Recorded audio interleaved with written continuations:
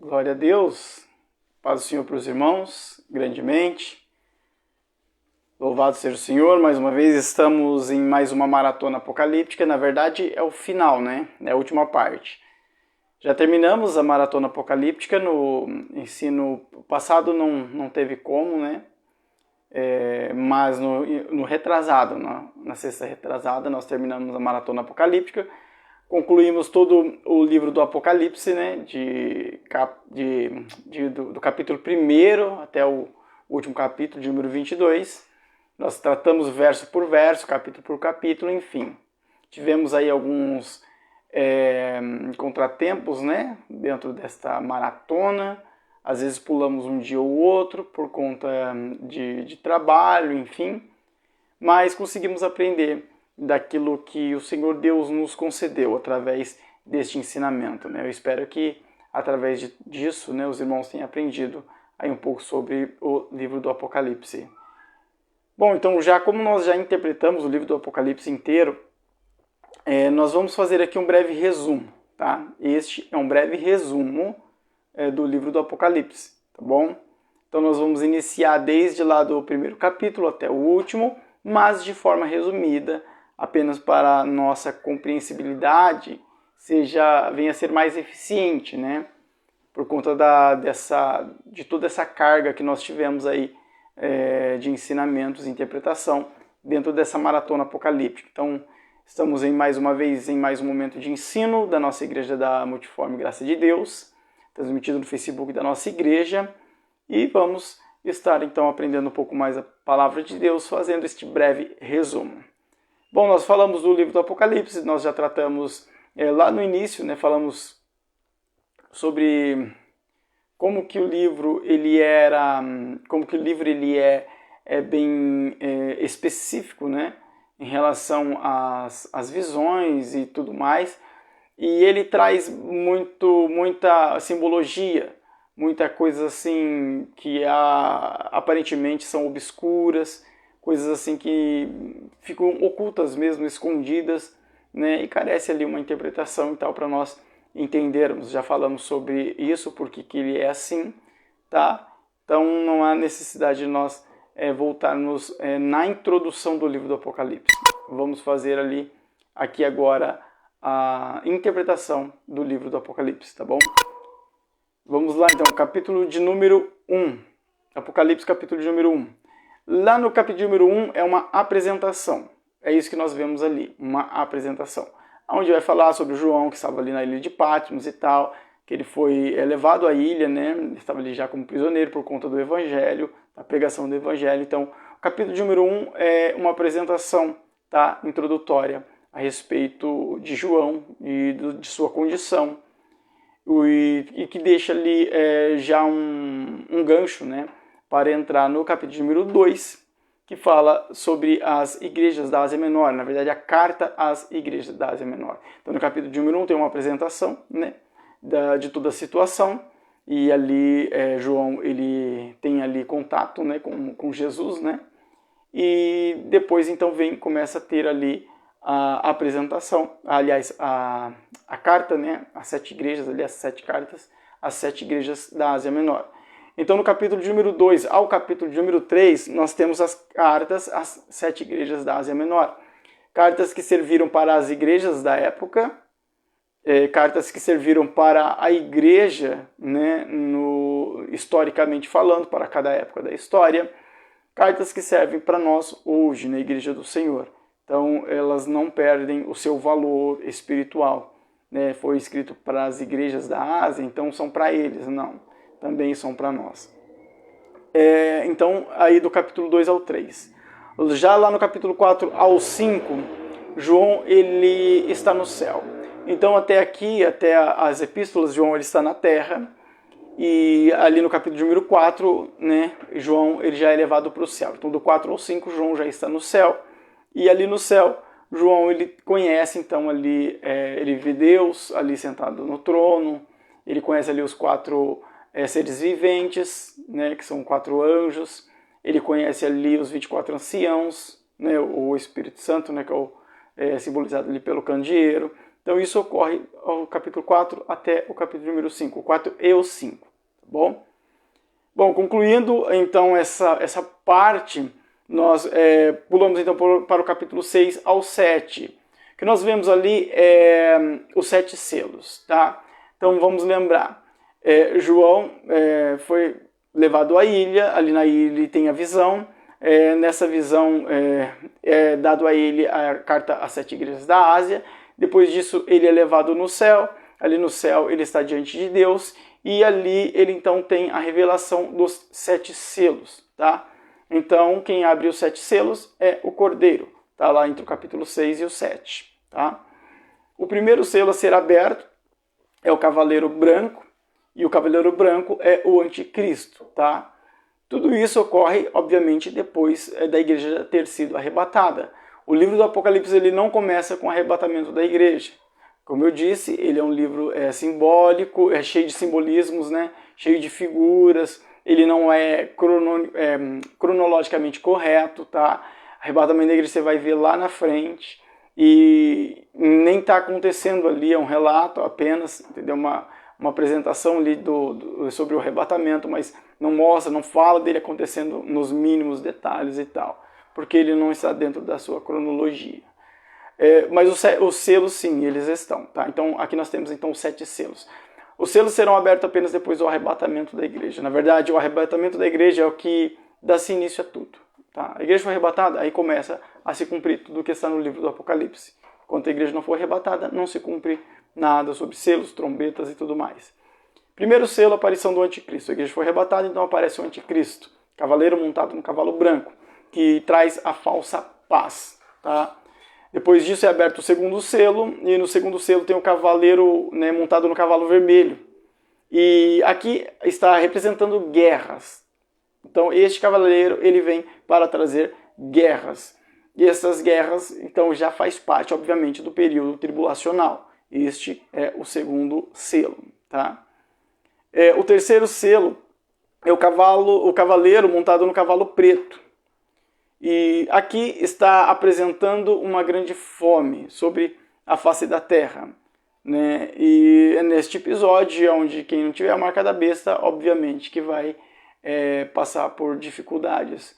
Aqui não fala da marca da besta, não fala, a gente nem vê a besta aqui, a marca da besta é o anticristo. Aqui nós nem vemos o falso profeta, nem vemos a marca da besta, porque ela está lá na frente, não está na cronologia, mas neste segundo selo que ela já estaria aqui, tá? No terceiro selo. No quarto selo temos então o cavaleiro montado no cavalo amarelo. Aqui no cavaleiro montado no cavalo amarelo fala das mortes que ocorrerão no período da grande tribulação. Aqui nós temos mortes do segundo selo, principalmente já se encontram aqui, tá? Aliás, do terceiro selo. Aliás, aqui é isso. Aí depois tem o quinto selo. No quinto selo, João vê os mártires, né, da grande tribulação e aqueles que já morreram, né? E aqui tem uma apresentação falando sobre os mártires que ainda vão morrer, né? Isso tudo em decorrência da perseguição imposta ali pelo anticristo. Depois do quinto selo, temos o sexto selo, que mostra terríveis desastres naturais. Terríveis desastres naturais, como grandes terremotos, eclipses, queda de estrelas e tudo mais. Aqui nós vemos já algo mais agressor ao planeta no sentido de clima e tudo mais, né? Isso nós vemos tudo no sexto selo. Depois disso nós já pulamos para o capítulo número 7, onde nós vamos falar sobre... Aliás, no capítulo número 7 tem um interlúdio. Dentro desse interlúdio nós vemos os judeus que se converteram na grande tribulação, né, os selados, 144 mil e tudo mais. Então tem um pequeno espaço, um pequeno parênteses entre o sexto selo e o sétimo selo. Aí quando pula para o sétimo selo, que já está lá no capítulo número 8, o sétimo selo é o que dá-se início às 7 trombetas, tá? Então, abriu os 7 selos. No sétimo selo começa o toque das 7 trombetas, tá ok? Isso está no capítulo número 8. Então, do 8 ao 11, nós já falamos sobre as 7 trombetas. Nós falaremos sobre as 7 trombetas. Bom, vamos lá. Então, nas 7 trombetas, nós temos aqui a primeira trombeta, que é a saraiva de fogo, né, misturado com sangue. A segunda trombeta, que é a terça parte dos navios, né, do mar, são destruídos e tal. E na terceira trombeta temos a queda de uma estrela, né, que é a destruição da terça parte das águas dos rios. Na quinta trombeta tem o tormento lá dos humanos, né, pelo inseto lá, né, que seria um gafanhoto, que a descrição não bate, né, com um gafanhoto. Eu já expliquei nessa ocasião, não dá para interpretar o pé da letra, que é aquilo, porque a Bíblia trabalha com muita figura ali. Então alguns vão falar que é alguma coisa da tecnologia, outros vão falar que não, de fato, é um tipo de inseto que não existe ainda hoje, enfim, não tem o que falar. Mas é um tormento muito grande que vai existir. Né? E na sexta trombeta tem a morte da terceira parte da humanidade, e na sétima trombeta nós vemos ali os relâmpagos, os trovões ali, que é a ação de Deus, que vem antes ainda da batalha do Armagedon. Então aqui nós temos o toque das 7 trombetas, tá? Que vai do capítulo de número 8, desde a abertura do primeiro selo, até o capítulo de número 11. É lógico que aqui é um resumo, tá? Há detalhes, nós cuidamos desses detalhes durante a maratona, né? Os irmãos acredito que vai recordar de alguma coisa. E é muito mais agressivo, violento, catastrófico do que o que eu estou falando aqui. Do jeito que eu estou falando aqui, fala, é coisinha simples, 7 trombetas não é nada. Não, é algo muito, muito, muito, muito terrível, algo extraordinário. Tá? Tanto os selos como as 7 trombetas. Como se trata de um resumo, então a gente fala passadamente. Haverá mortes, e continua, né? Mas o haver mortes, se for cuidar desses detalhes, é algo estrondoso, tá bom? Tá. Então nós finalizamos as 7 trombetas, aí nós entramos no capítulo 12 e 13, onde nós vamos falar, a gente já apresenta, na verdade, Satanás, né, o dragão, do falso profeta e do anticristo. Mas espera aí, o anticristo já não estava lá no primeiro selo? Sim, mas ele não é apresentado ali. Depois, ali no capítulo 12 e 13, que ele é apresentado. Então, quando fala que abriu o primeiro selo e tem então o cavaleiro montado no cavalo branco, já é o anticristo. Mas ali ele não é uma apresentação dele. Ali é o que ocorre após a abertura do primeiro selo. Tá? Então ali nós temos a abertura dos selos e sua consequência. Apenas isso. A apresentação do anticristo vai ocorrer no capítulo 12 ao 13. Né?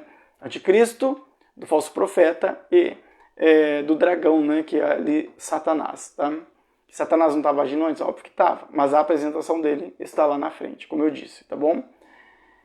Capítulo 14 de Apocalipse, nós temos a visão da queda da Babilônia, né? Ali nós temos a queda da Babilônia, uma visão da queda da Babilônia, e depois o Armagedon. O Armagedon seria a batalha de Cristo contra os reis da terra que se levantam contra o povo de Israel, tá? Ok, então esse está no capítulo número 14. No 15, já começa as taças. Então, no 14, acaba tudo, tá? Ali acaba tudo. O que era para acontecer, aconteceu e está tudo ok. Só que então João ele começa a ter as mesmas visões de ângulos diferentes. Então agora é apresentado como taça. Então o toque das 7 trombetas, João vê enquanto ele está no céu. Agora João está na terra e vai ver o derramamento das 7 taças. Toca a primeira trombeta no céu, um anjo toca a primeira trombeta, o outro vem com uma taça e derrama. O segundo anjo toca a segunda trombeta no céu, um outro anjo pega uma segunda taça, vem sobre a terra e derrama. É assim que ocorre, tá? Então agora João vai ter as mesmas visões, por ângulos diferentes, vai ter outros detalhes e vai ter outras informações para nos fornecer aqui no livro do Apocalipse, ok? E isso tudo começa ali no capítulo de número 15, onde é a apresentação das 7 taças. Já no capítulo 16, nós temos ali as 7 taças sendo derramadas, tá? Então, a primeira taça é úlceras, né? Úlceras nas pessoas que têm ali a marca da besta, úlceras malignas, na primeira taça. Isso ocorre na primeira trombeta. Só que João não descreve dessa maneira, porque ele estava no céu, ele não viu essa consequência lá, porque lá não tinha seres humanos. Agora João está na terra. Então agora ele vê os seres humanos sofrendo. Segunda taça, o mar se transforma em sangue. E na terceira taça, os rios se transformam em sangue. Tá? Então há uma separação aí. Na quarta taça, o aquecimento do sol, né? O mesmo que ocorre ali na quarta trombeta, né? Onde o sol ele perde o seu brilho, né? Bem como a lua e as estrelas. Aqui há um grande aquecimento, né? Apocalipse 16, 8 e 9, é isso mesmo. Na quinta taça, há trevas, né? No trono do anticristo, onde as pessoas ali que servem o anticristo, né? O seu reinado, elas são atingidas e elas blasfemam, inclusive, contra Deus, né? Contra Jesus, por conta disso, tá? Isso está na quinta taça. Sexta taça, a Batalha do Armagedon, tá? Nós falamos muito sobre a Batalha do Armagedon, que é a guerra de Cristo contra aqueles que se levantam contra Israel, ali no final do período tribulacional.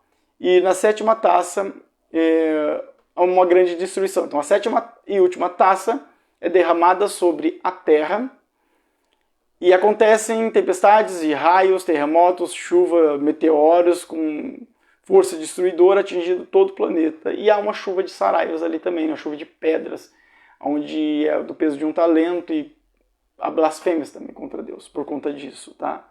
Então tudo isso está nas taças, ok? Depois disso, nós partimos para Apocalipse 17 e 18, onde há a apresentação da Babilônia e sua destruição. Aí você fala, mas a gente não falou da Babilônia antes? Sim, mas como João estava no céu, ele viu sobre a grande Babilônia. Agora ele está na terra, ele está tendo de novo as mesmas visões, de ângulo diferente, então ele fala da grande Babilônia novamente. Aqui tem mais detalhes, né? Então, no capítulo 17 e 18, tem a apresentação da Babilônia e de sua destruição. Lembrando, o que era a Babilônia? A Babilônia, ela vai servir como um centro de governo, onde, vamos dizer assim, o anticristo ele sedeia, né?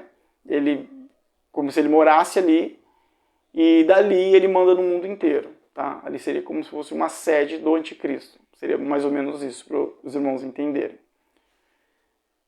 Apocalipse capítulo 19, nós temos a segunda vinda de Cristo e a batalha do Armagedon, tá? Ali é onde há a condenação da besta e do falso profeta, que são lançados no lago de fogo.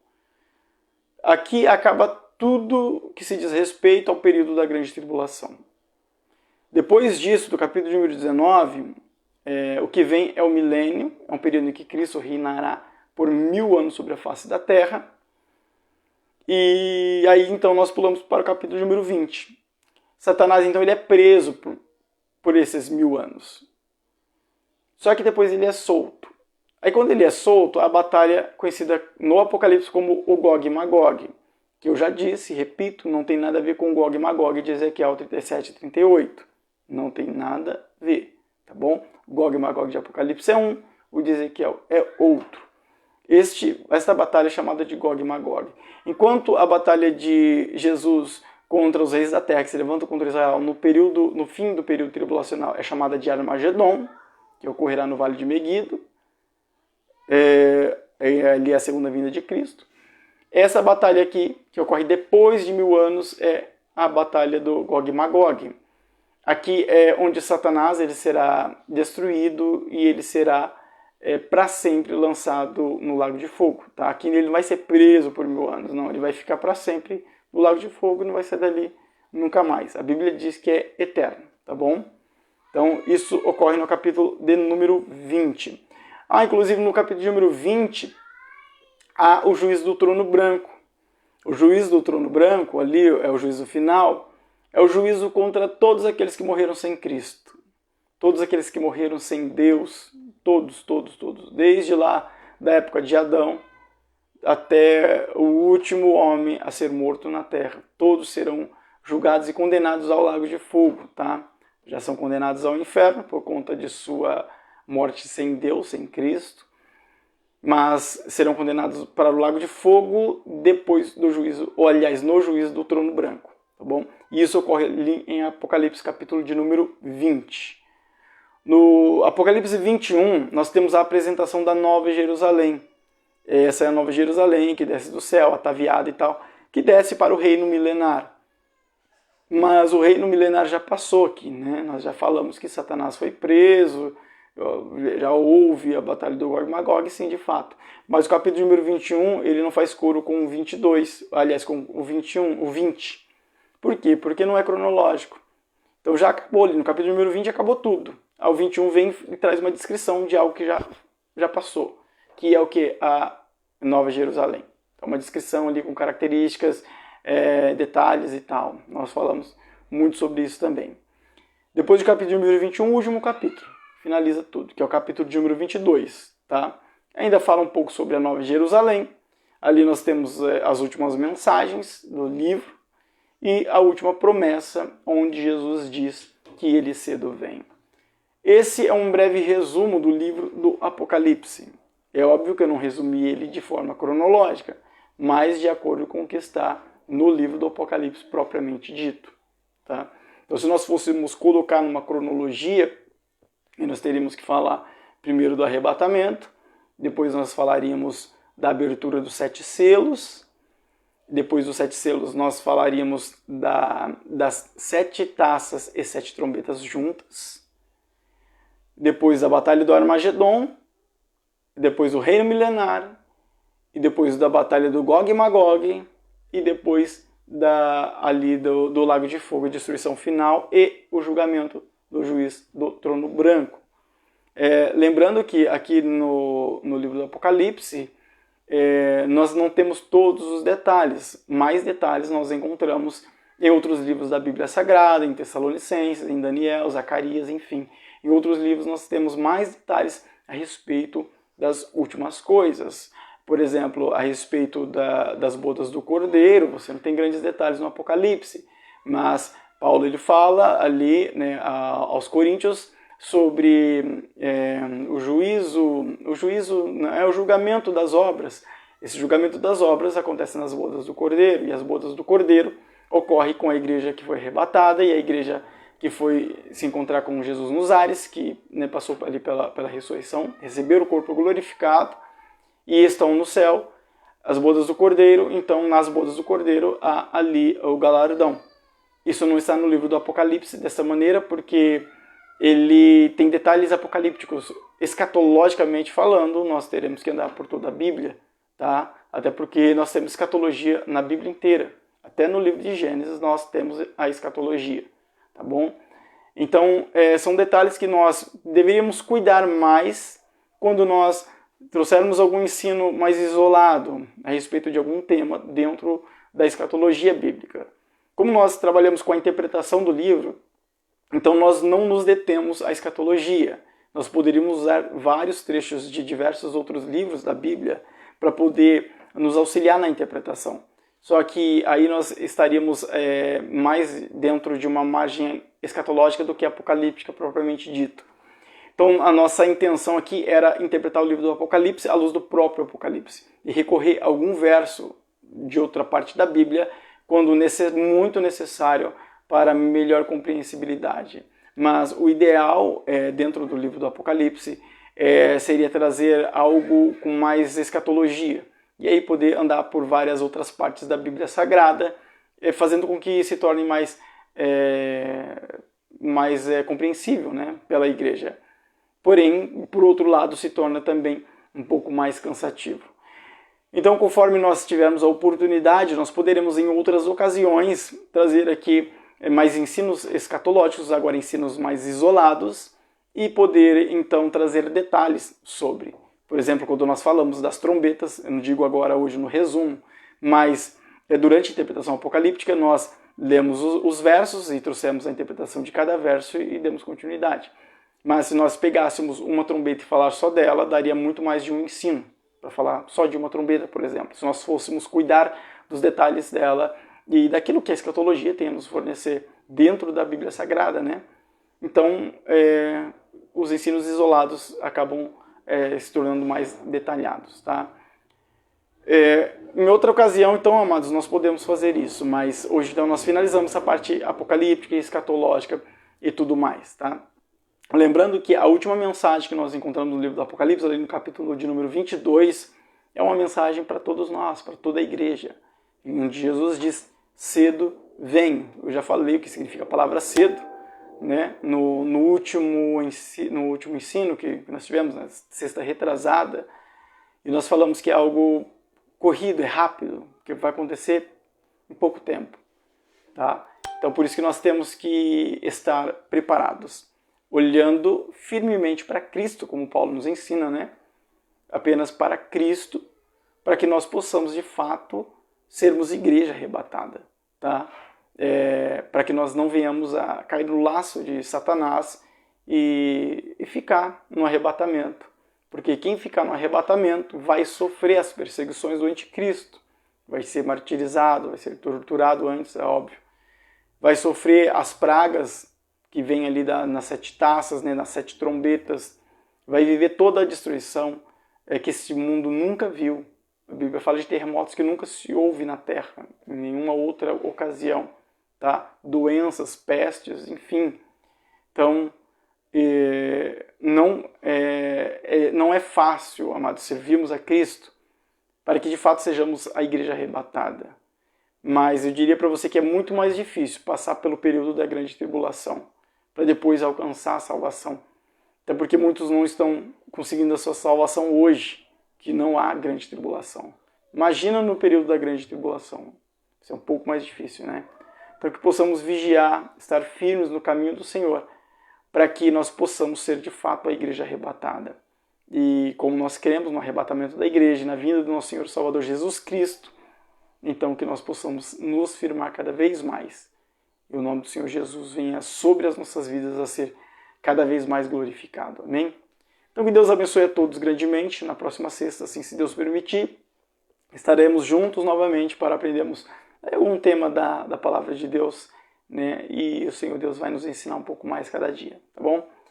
Fica na paz em nome de Jesus, vamos estar orando e dando a bênção apostólica.